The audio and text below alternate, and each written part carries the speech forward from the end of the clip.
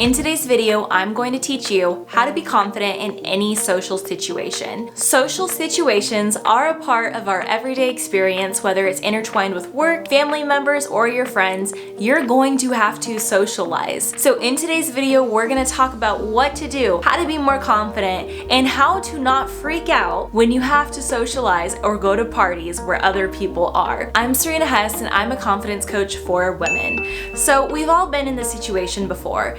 We have to go to an event. We get there, we look at the room, and like our stomach drops. We start to feel anxious and nervous and overwhelmed, and everything inside of us suddenly wants to run away and hide or become invisible. Sometimes we do the old hands on the cell phone technique where we pretend like we're a little busy in conversation, or we can hover by the chips and dip and pretend like we're very occupied with our next choice of dip. Or you can find one person at a social event and cling to them the entire time without ever having met anyone else because they feel safe. All of these scenarios sound pretty uncomfortable, and I have been through each of them. This video will help you maneuver a social situation and help you have confidence so that the social anxiety goes down. Now, first and foremost, I want to say confidence is a skill. A lot of people think it's a gift. It's not. It's a skill. The more you practice it, the better you get at it, the more you have of it.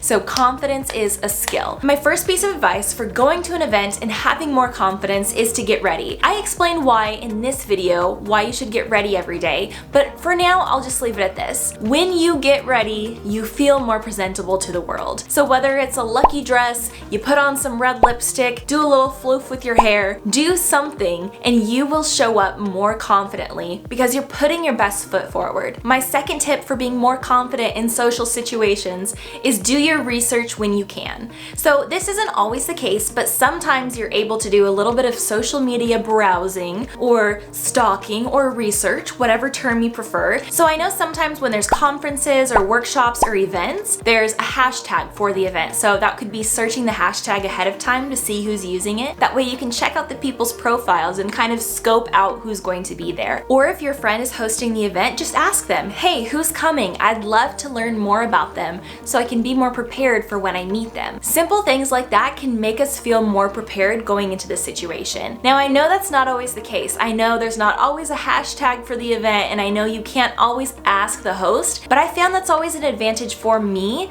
whenever I go to events. So if that's an option, try it. My third piece of advice is this. Just forget about yourself. So for example, pretend like you and I are in conversation and you're talking to me about something really interesting, but all of a sudden I have a worry in the back of my head and it's like, Serena, you have a piece of salad stuck in your teeth. And then I start freaking out, I start spiraling. Oh my gosh, what if I do have a poppy seed in my teeth? Well, I did have that salad for lunch. Oh my gosh, why do I have that piece of lettuce in my mouth? Oh, they probably think I don't brush my teeth. Oh my gosh, that's probably really gross. Now, if I'm over here having all of this intricate, very worried conversation in my head, how well do you think I'm listening to you?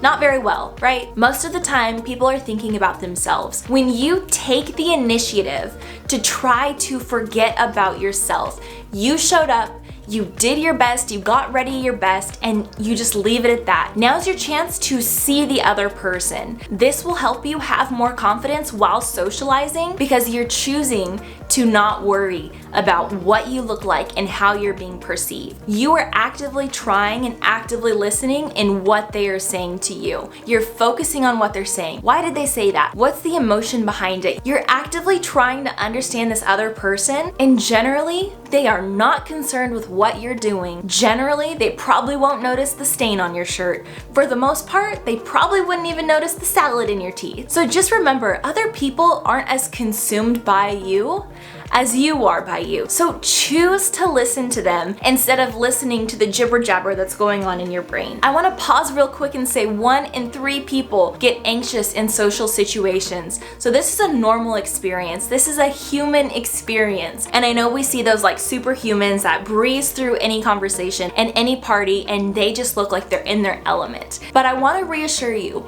for most of us, social situations take work. It takes practice. It takes us getting out of our comfort zone and challenging ourselves. So that's what this advice is meant to be. My fourth piece of advice goes along with what we were just talking about. It is actively listen, actively be mindful, and be fully present to the person that is right in front of you. And bonus tip, ask questions. Usually we get really nervous when all the attention is on us. So this is one of my secret little ninja tips to having more confidence within situations, is to ask questions.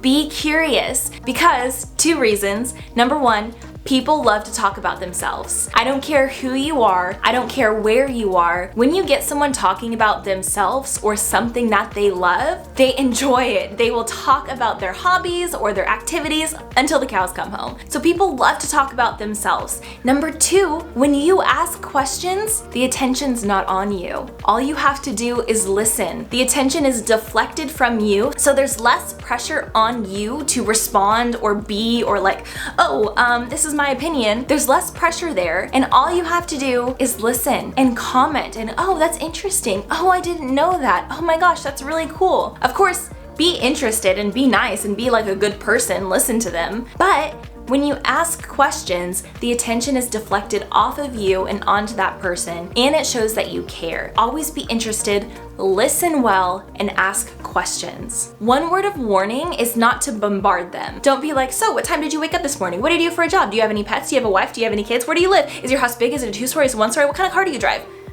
Yeah, nobody likes that kind of person because it feels like you're just being interrogated. So don't bombard them. Definitely ask them engaging questions when you can, but don't take it to the extreme and overwhelm them completely. Now, my fifth piece of advice for being more confident in social situations is watch your body language. Your body language says a lot about you. It says a lot about whether you want to be there or not. It says a lot whether you are friendly or not. Back in the day, when we were cavemen and cavewomen, people would have to make snap judgments based off of your body language and how you looked. So someone who was like this, that person probably isn't very friendly and not very open, therefore I'm probably not gonna go up to them. Someone who's like this, that person looks judgmental and hostile, so I'm probably not gonna go up to them. Someone who's like this, I would probably go up to because they seem friendly and approachable. Watch your body language. Make sure you're standing up straight. Your hands are relaxed. Smile. Relax your face. I know RBF is a thing, so smile when you can. This tells people that you are friendly and you are approachable. Again, confidence is a skill. Don't believe the lie thinking that confidence is a gift from God and only some people have it. It is a skill to be learned, and you have the opportunity to practice every single day. If this video is helpful for you, make sure you give it a thumbs up and subscribe. Comment below which tip was your favorite. And if you want all the juicy details when it comes to confidence, make sure you sign up for my confidence masterclass. The link is in the description, and I would love to have you there for 1 hour of juicy confidence details. Again, I'm Serena Hess. Thank you so much for watching, and I hope you take these tips with you into your next social situation.